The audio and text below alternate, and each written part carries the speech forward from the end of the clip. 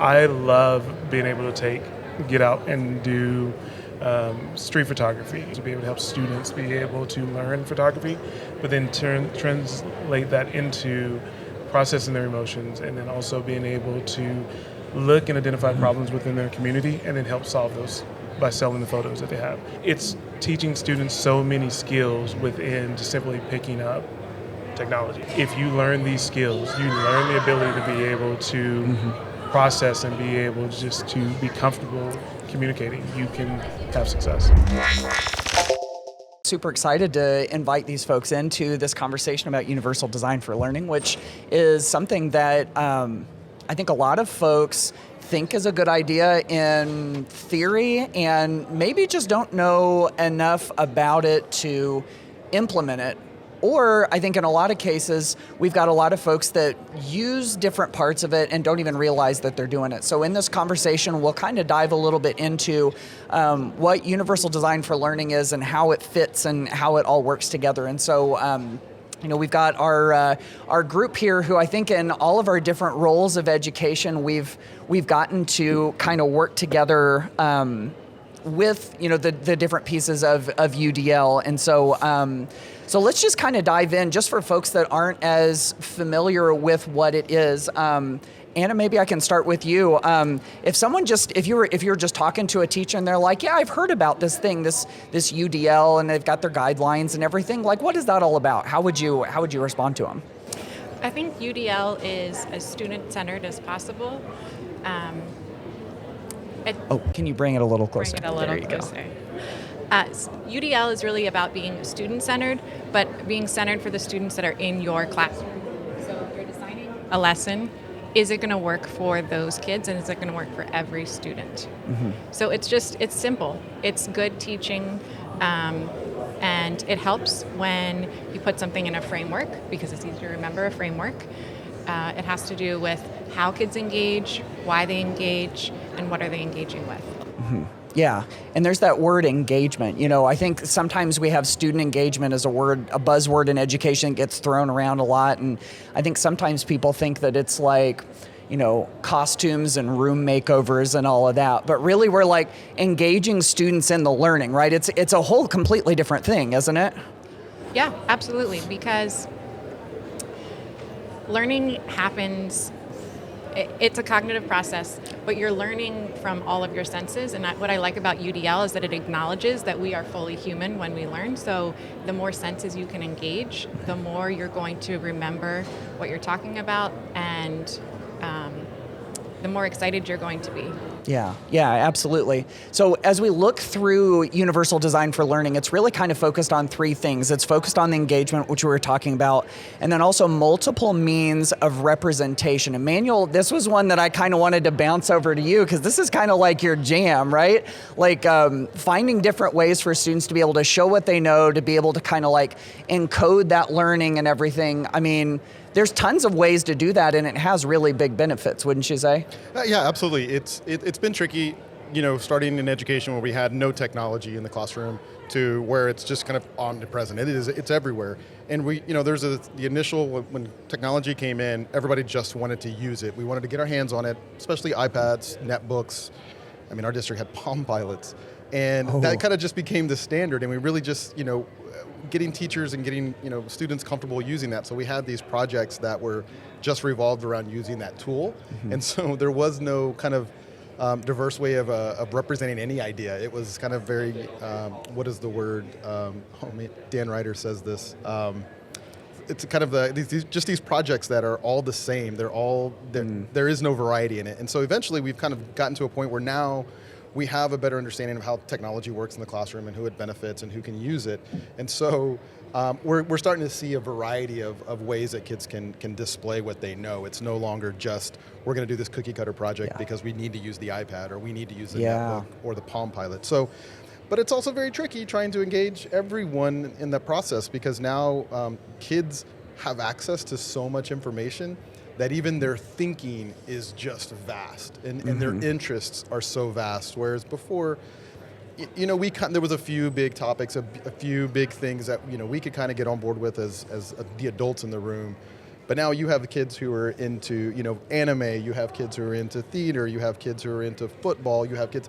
So those interests are really broad. So it's kind of, that does make teaching difficult. So for an educator who may not be interested in all that, but it does make for better outcomes when they're using technology, when they're creating with it, because it is kind of a range of things. Yeah, and it also, and see, I'm so glad you brought in the idea of all of those different interests, because it really gives us an opportunity to help learning be more authentic and more kind of like representative of the kids in our class, right?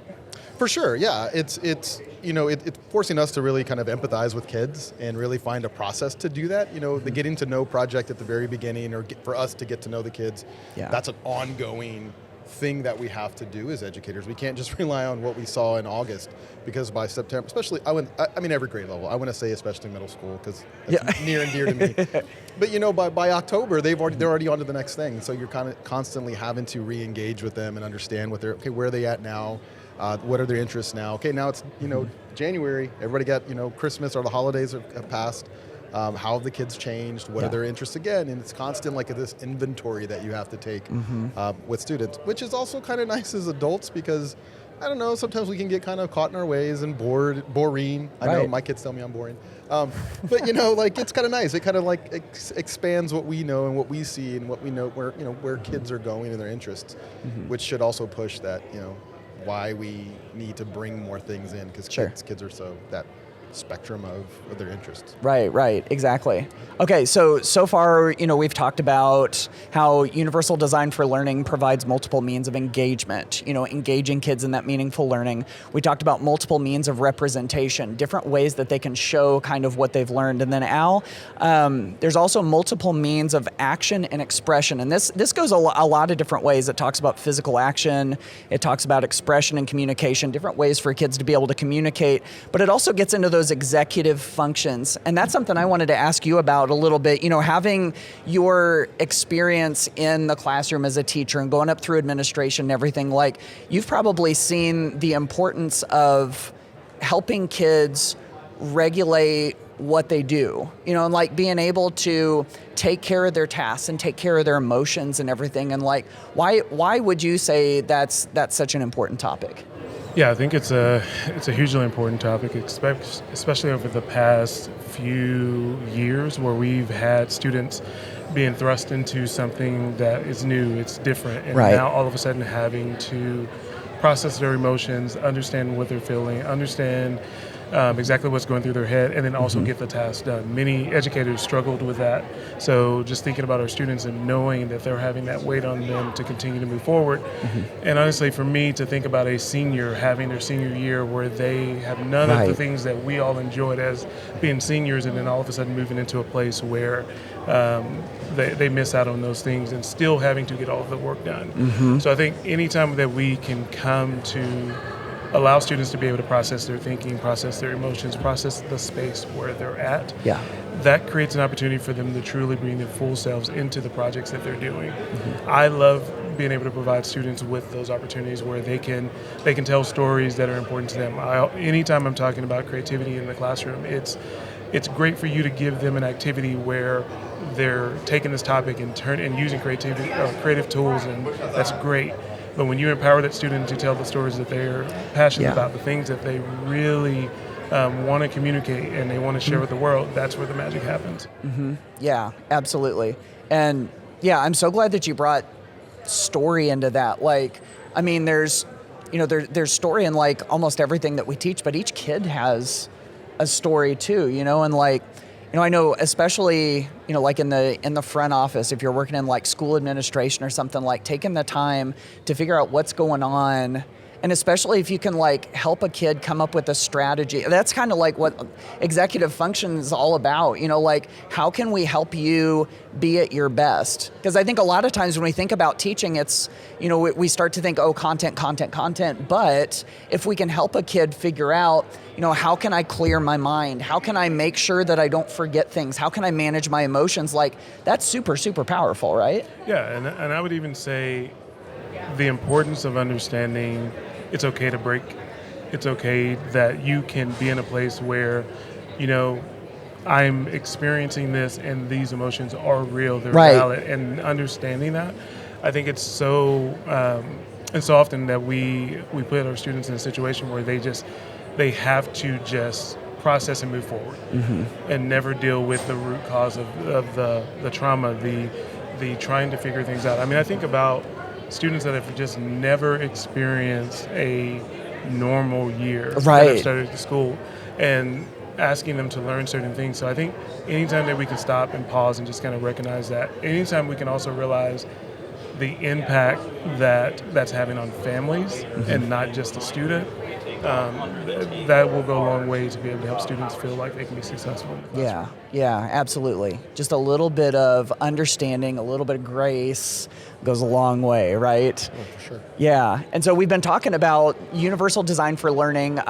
We talked a little bit about providing multiple means of engagement, multiple means of representation, multiple means of action and expression. Those are kind of like the three pillars of UDL. And by the way, if you're watching this and you want to get more information about it, CAST has a fantastic website where they dive deep into all of those.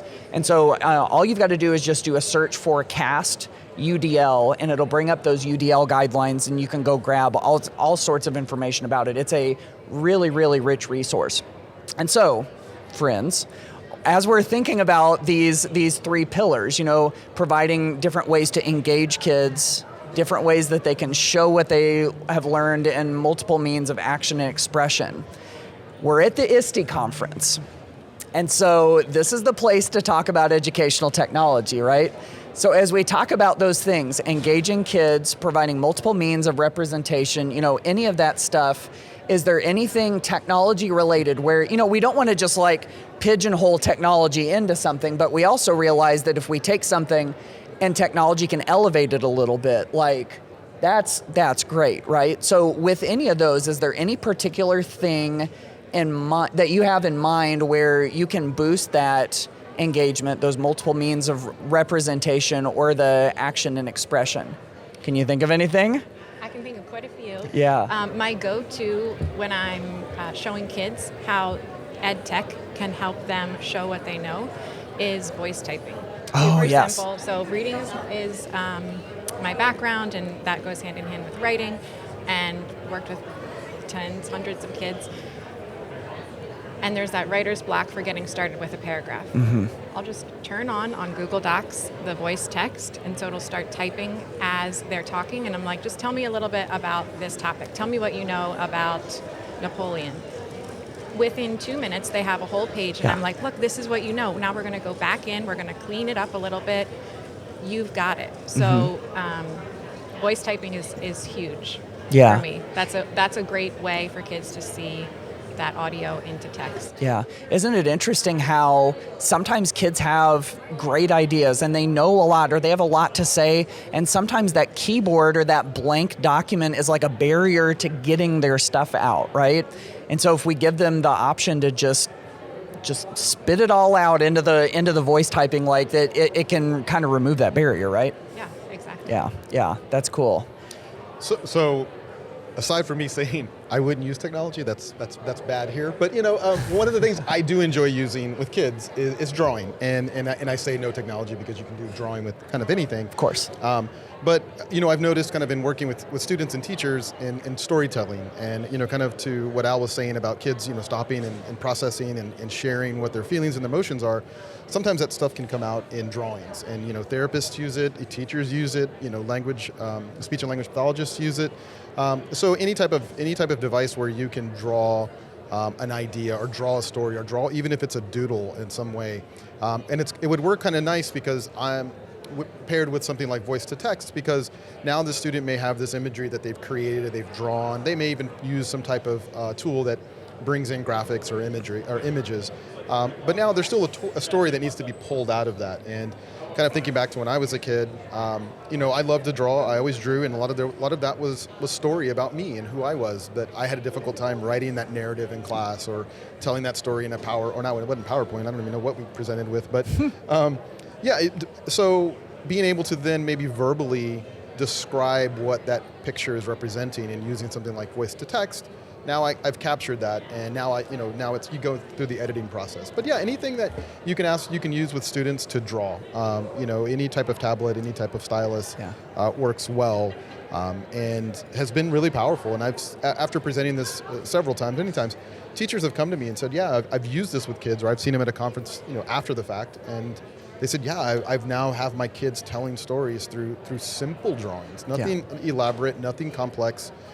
They're almost just look like doodles, but now I understand that student better, who they are, and also even for the teacher, it kind of creates this visual image for them to remember that student by.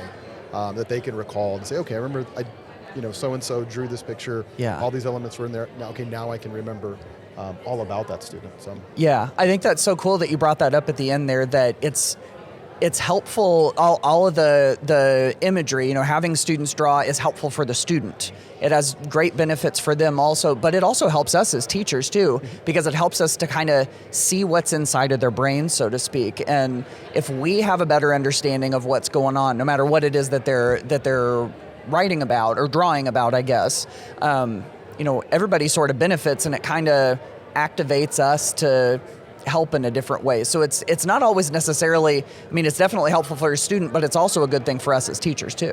Yeah, it's one of those things that you really think about when you're trying to use drawing with kids. You feel like you're just trying to pull information from them or pull ideas, but it's kind of funny when you realize that you're like, oh, I'm actually benefiting as the adult or as a teacher from that drawing with the student. Yeah, absolutely. Al, what are you thinking about? What's a way that technology can help with this? Well, I'm definitely not going to say technology. I would not use technology, and so, but I absolutely love that point. Actually, that you mentioned that, because I love photography. I love capturing videos, and with photography, oftentimes it is, hey, I can push a button and capture something, but when you start to train your eyes and be able to kind of tell the stories that are happening around you, you elevate what you're doing in photography. And a lot of times when we help students be able to get past those kind of initial hurdles that sometimes technology can be, because they're trying to figure it out, that's why I'm a huge fan of just like, hey, I don't care what technology you use, but just, this is your task, this is what I want you to do, you go figure it out. And the things that I've seen students come up with, the tools that they've started using that I had no idea about or had no clue, they were able to use to start telling stories, which is just so powerful. I love being able to get out and do street photography, and I love being able to help students. One of the organizations I get an opportunity to be able to help out is 100 Cameras. They're a great organization they're designing tools to be able to help students be able to learn photography, but then translate that into processing their emotions, and then also being able to look and identify problems within their community and then help solve those by selling the photos that they have. It's teaching students so many skills within just simply picking up technology, picking up a tool that they are then learning that they could take this tool and do whatever their imagination will do. So I think the more we do that as educators, to say, yes, these are tools, but these tools are going to evolve over time, but then also understand, if you learn these skills, you learn the ability to be able to process and be able just to be comfortable communicating, you can have success. Yeah. I kind of think that it's cool if we look back at the tools that we all just picked. First of all, one of us is throwing technology at but you see, I think that's okay, because I think that, the folks that are watching this and the folks that we're surrounded by, we are nuanced folks who understand that, dropping a Chromebook on top of a problem isn't necessarily going to fix it, And if we look at the panel of things that we just came up with, voice typing, drawing, and photography / pick whatever you need. If you look at that, it's not like we're going to rush into the vendor hall and pick the newest, buzziest, coolest, shiniest new thing to come along. These are all kind of like tried and true solutions. It's stuff that, and it just goes to show you that you don't have to be on the cutting edge, and you don't have to be, the most with it when it comes to education and technology to get something out of it, which I think is super cool. So I think all of your answers there, really kind of speak to that, which I think is awesome. So another thing related to UDL that we haven't gotten to really is the idea of accessibility. So I actually learned this from my friend Nate Ridgway, who just wrote a book that's very much about this called Breaking the Blockbuster Model. And he talks about UDL and how it has its roots in building design and giving people access to buildings. And some of those same concepts were pulled out of it to kind of like create UDL. And so of course, accessibility is at the heart of it. And what accessibility, of course, lets us do is make sure that every one of our students has access to everything that we're doing, and that we're kind of like breaking down barriers, like we were talking about earlier with voice typing, right? So I wanted to kind of pause on accessibility there for a second and think about, what are some of the ways, what are some of your favorite ways that we can use technology to provide that accessibility? And so I'm looking at eyes to see if anybody's got something off the top of their head, because there's lots of ways that I think that we can do that. You got something, Al? I'll take the first swing at it. So proud of you. So I would say there's a lot of great tools that are available for students. I would say I think it's how do we remove those barriers and we make it where every student feels like they can bring their full self to the equation. I'm gonna say this and then I'll hopefully be able to tie it back. I think some of the things I've seen companies like Microsoft with Xbox be able to do and create with their controllers to be able to provide gamers that may have something that is, others would say, well, that's a limitation. You can't participate in being a gamer, playing games. Yeah. They've eliminated those barriers by giving them tools where they can now showcase their skills. I think in education, that's very important for us to be able to do. It's not really about can we create either a specialized lane, but it's how do we create tools that completely allow for that to not even be a part of the equation, for them to feel like they're on equal footing with everyone else in the room. And I think the more we look at being able to look at, there's some great tools. I think when I think of text help that have great tools, I think the immersive reader, yeah. And so the tools that allow students to be able to learn. I've had students in my classroom and on my campus that had to use speech to type across the board. And so those are great tools for them to be able to share what they know and not feel like they are completely limited in a situation where they are just as intelligent, if not more, and have the ability to be able to share their intelligence. Is just great. Yeah. I'm so glad that you brought those up. I was first learning about immersive reader, for example. One of the things that I really loved about it, it was Mike Tolfson that was laying it out this way, and this really made sense to me. He said, if you get a kid with immersive reader that lets you, have something read to them, have it translated in their own language, use something like a picture dictionary, and all that stuff can happen on a student's screen. And if they've got earbuds in, all of a sudden now you can get that support and nobody else realizes that you're getting it. And he said, compare that to if you had, like a special needs aide that came over and sat next to the student. And, some of those students, even though they got some of that help, that they probably were like boiling on the inside because they felt like they were, there's a stigma tied to it, And when you've got those headphones in, then you don't have to have that. So that's kind of what's great about that, I think. So, but so many options when it comes to this, being able to pull some of those big UDL ideas into the classroom in really practical ways. And you all have helped, illuminate and highlight some of those. And I really appreciate you bringing your expertise in and sharing it with us so generously today. So thank you all. Yeah, thank you for having us. Thank you. All right. And thank you all so much for watching and for being a part of this discussion.